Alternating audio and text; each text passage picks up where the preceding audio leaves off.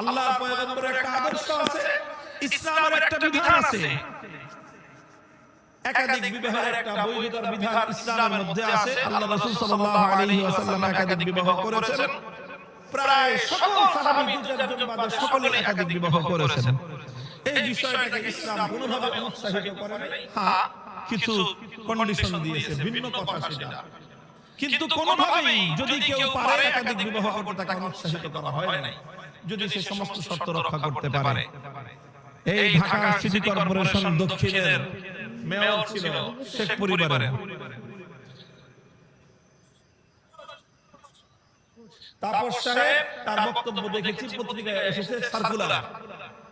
প্রথম বিবাহ করলে যে পরিমাণ ট্যাক্স তাকে তাদেরকে দিতে হবে সিটি কর্পোরেশনকে 100 টাকা না 500 টাকা, দ্বিতীয় বিয়ে করলে 5000 টাকা, তৃতীয় বিয়ে করলে 25000 টাকা, চতুর্থ বিয়ে করলে